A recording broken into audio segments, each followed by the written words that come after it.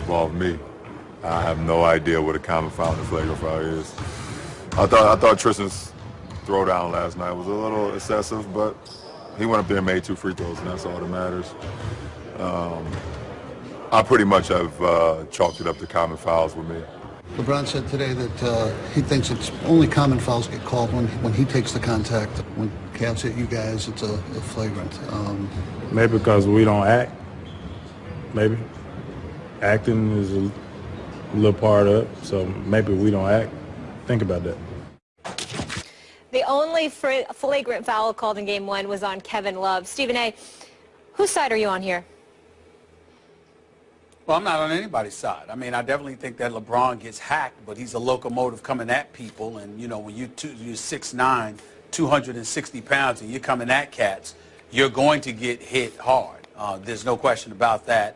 Maybe there are times where there should be a flagrant foul. I didn't see anything where I saw a Carroll or somebody do something that I thought warranted a flagrant foul. I certainly get what Carroll is saying as well. He thinks sometimes LeBron is acting, that LeBron is more hurt than he actually is in a particular moment or whatever the case may be. But to side with LeBron, there is no doubt that he does get hacked a lot. There is no doubt about that.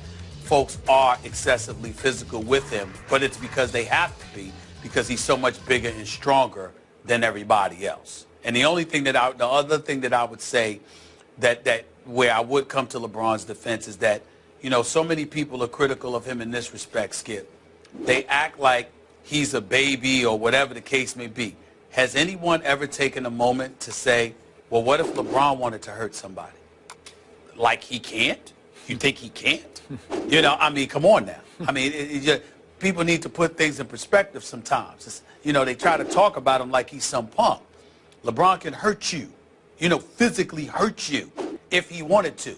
But he's smart enough to know that he's far more valuable to his team than those who try to hack him may be theirs. And he's not going to find himself in that kind of predicament.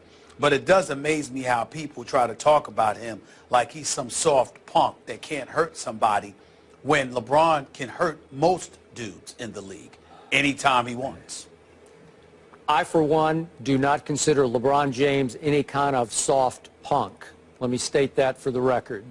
And number two, I am definitely on his side in this back and forth here.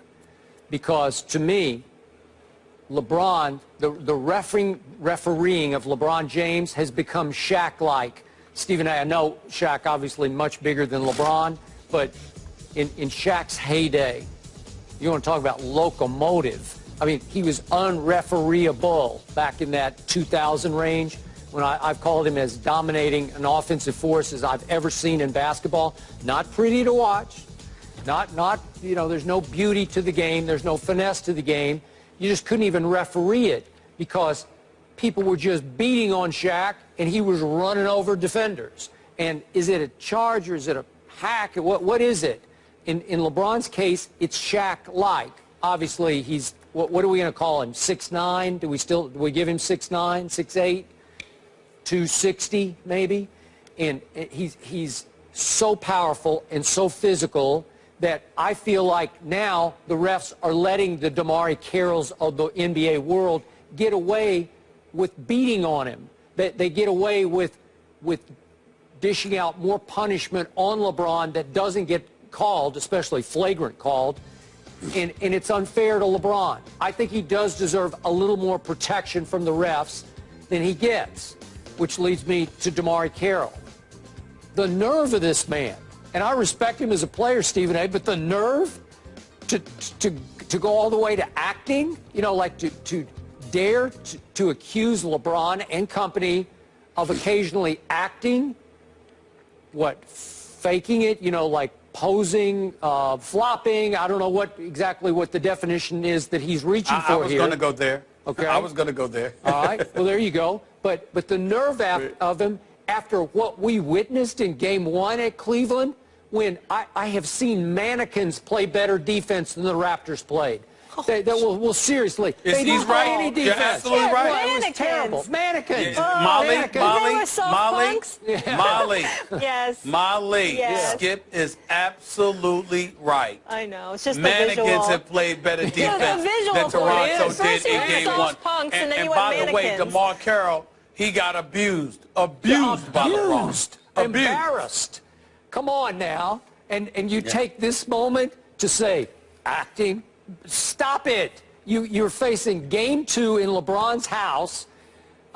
Show me something. You know, somebody get in front of somebody and keep them from a layup line to your basket. I mean, that was as embarrassing a playoff game of defense as I have ever seen. It was a joke. It was over like that. And, man, I don't want to see it again tonight. All right. No. Unfortunately, you will. Yeah. All right, no mannequins, hopefully, tonight, or soft punks. 8:30 on ESPN. You guys know what it is. Raptors, Cavs, Game 2. Our coverage begins with NBA Countdown. That is charged by due at 7:30. But everybody is also talking about this, the next super fight in boxing between Canelo Alvarez and Gennady Golovkin. But when, if ever, will we see it? We'll get into this one next. After Canelo Alvarez knocked out Amir Khan in the 6th round 2 weeks ago, he had until Tuesday to agree to a fight with Gennady Golovkin or vacate his title. On Wednesday, the WBC stripped him of his title after not reaching an agreement, but Canelo is still confident the mega fight will happen. Stephen A., what does this all mean now? Explain this to me for Canelo and Triple G in this fight happening. Well, it shouldn't mean anything. Canelo will use it as an excuse potentially to justify trying to get Triple G down below the 160-pound limit, try to get him to fight at 155. Triple G has made the case all along, why should I fight you at 155? You're the reigning middleweight champion. If this were Floyd Money Mayweather moving up from a traditional welterweight division to try and fight a middleweight and I had to meet him there, that would be different. But you are the middleweight champion. Now, Canelo not having the belt anymore can justify not having to fight at the 160-pound limit, thereby saying, Triple G, if you want this money and you want this mega fight, you're going to have to come down to 155. And he obviously is going to have the support of Oscar De La Hoya and Golden Boy Promotions, who are going to do everything they can to facilitate a situation that assists in Canelo Alvarez obviously winning, because he's their ticket. He's their money man. And we all know that Triple G is bigger and presumably stronger. So it remains to be seen. It's the fight we all want. Oscar and them swear they want to give us the fights we want to see. And to me, I don't see the problem, because even if Canelo loses to Triple G, I believe that Canelo will be every bit as big as he is right now, because he's a big-time fighter and he would be fighting the middleweight champion. It doesn't negate what he can do at the super welterweight division and beyond. So I just think that they got to find a way to make this fight. I love Oscar De La Hoya. I like messing with him sometimes, but I respect the hell out of him. I'm a fan of what he does, but I hope he doesn't let me down. I hope he makes sure that this fight happens. I like your point, especially about 155 pounds. Makes sense to me. I still don't trust that Oscar De La Hoya, Golden Boy Promotions, want to give us this fight that we all clearly want yet. I'm just not convinced of that. They might have let this 15-day period expire, not just so they could renegotiate weight divisions and catch weight or whatever it's going to be, but are you sure that they want to, or they don't want to protect that golden goose that is Canelo a little longer? Because I just don't think he could beat Golovkin right now. Now, Golovkin's 34 years of age, Canelo 25 years of age, but are you sure that the strategy isn't, let's pick at least one more, maybe two more winnable, makeable, sellable fights against smaller fighters, where you can do the catch weight going down, and obviously there's Keith Thurman and Danny Garcia, Kell Brook. There are all sorts of good fights that you could sell and you could win. And if you go ahead and make this match now and you lose to Triple G, as we both think that he would lose, you don't kill the golden goose, but you damage it a little bit, right? I agree. And where I'm losing faith in Canelo is what he said. I'll fight Triple G, I'll beat Triple G, but I won't be forced into the ring with Triple G, all of this other stuff. I get all of that.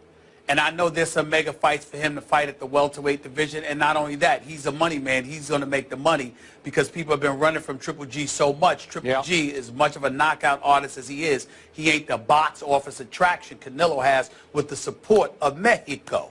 In reality, though, is this. What you call him into the ring for? What you told the world you'll fight anybody, anywhere, anytime. What you do all of that for if you then are planning on not fighting him and fighting somebody else. That'll be an incredible disappointment because that wasn't necessary. Because we know Triple G's ready to fight right now. You say you're ready for him to be your next fight. If you didn't mean it, why call him out like that for? Completely unnecessary. Completely unnecessary. On both him and Oscar's part. We shall see. Your boy Jerry Jones is trying to get this one at AT&T Stadium win. And if I it wouldn't does mind happen, that. I wouldn't either. But I think this fight belongs in Vegas, though. I mean, a 100,000 seat stadium as big as that Jumbotron is, I get all of that. But I think a fight like this belongs in Vegas instead of Texas. We shall see. Can't knock Jerry's hustle, though. He's always on the forefront of everything. All right, more First Take after the break. There's something I need to get into with Stephen A. Stay here.